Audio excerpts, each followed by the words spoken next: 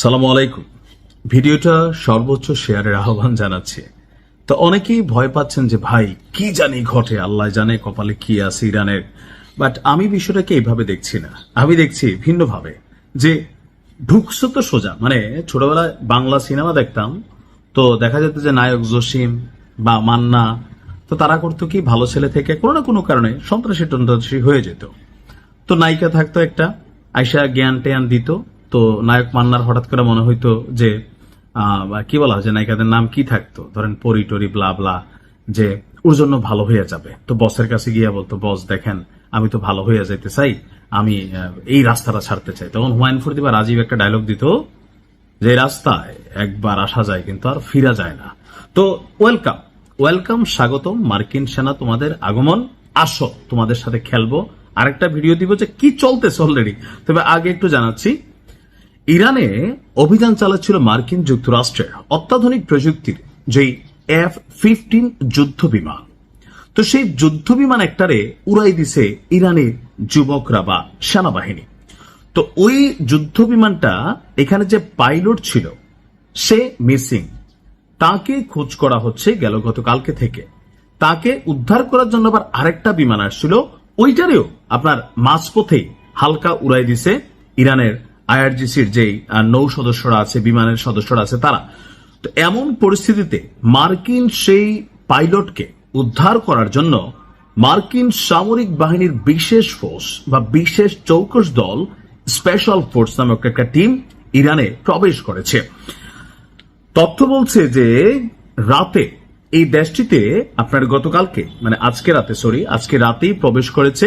এখন ইরানে আসলে এটা কি টাইম আমি জানি না, তবে এই মুহূর্তে নিউজটা খুবই মার্কেটে চলে আসছে যে ব্রিটিশ গণমাধ্যম দ্য টেলিগ্রাফ তারা বলছে রাতের আধারে ইরানে প্রবেশ করেছে মার্কিন স্থল সেনাদের একটা স্পেশাল ফোর্স। তো আপনার শুক্রবার দিনের শুরুতে ইরানের আকাশ সীমায় মার্কিন বিমান বাহিনীর একটি F-15 যুদ্ধ বিমান ভূপাতিত করে তেহরানের আকাশ প্রতিরক্ষা বাহিনী। বিমানটিতে সাধারণত 2 জন ক্রু থাকেন। আকাশ যুদ্ধের ইতিহাসে অত্যন্ত দক্ষ এবং প্রশিক্ষিত এই 2 সেনার মধ্যে একজনকে অতি ঝুঁকিপূর্ণ এক ঝটিকা অভিযান চালিয়ে ইতিমধ্যেই নিজেদের ডেরায় ফিরে নিয়ে গেছে মার্কিন কমান্ডোরা। তবে সেই উদ্ধার অভিযান মোটেও সহজ ছিল না। সেখানে উপস্থিত উদ্ধারকারী মার্কিন ব্ল্যাক হক হেলিকপ্টারগুলোকে লক্ষ্য করে নির্বিচারে গুলি করে বৃষ্টির মতন আপনার ইরানের পুলিশ এবং স্থানীয় সশস্ত্র মিলিশিয়ারা। প্যান্টাগনের কর্মকর্তাদের বরাতে জানা গেছে গুলিতে একটি হেলিকপ্টারের পেছনের লেজের অংশ দাউ দাউ করে আগুন ধরে যায় এবং কুণ্ডুলি পাকিয়ে ধোঁয়া বের হতে থাকে। ইরানের রাষ্ট্রীয় টেলিভিশনের মাধ্যমে ঘোষণা করা হয়, কোন সাধারণ নাগরিক বা মিলিশিয়া যদি ওই নিখোঁজ মার্কিন পাইলটকে জীবিত বা মৃত অবস্থায় আটক করে দিতে পারে, তাকে নগদ $60,000 অর্থাৎ বাংলাদেশি মুদ্রায় প্রায় 70 লক্ষ টাকা আপনার পুরস্কার দেওয়া হবে।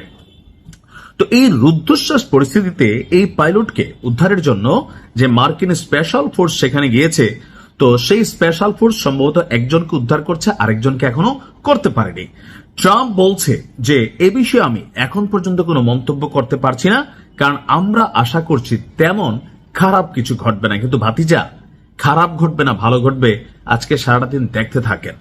তো এখানে আসলে স্পেশাল ফোর্সের আমার ধারণা 2 থেকে 300 সেনা হতে পারে, 1 থেকে 200 সেনা, তবে সংখ্যাটা কত আপনার এটা কিন্তু এখনো সামনে আসেনি। তবে মার্কিন এই বিশেষ বাহিনী প্রবেশ করেছে তাদের যে মিসিং যে পাইলট আছে তাকে উদ্ধার করার জন্য। দেখা যাক কি হয়, ভালো থাকুন, খেলা হবে।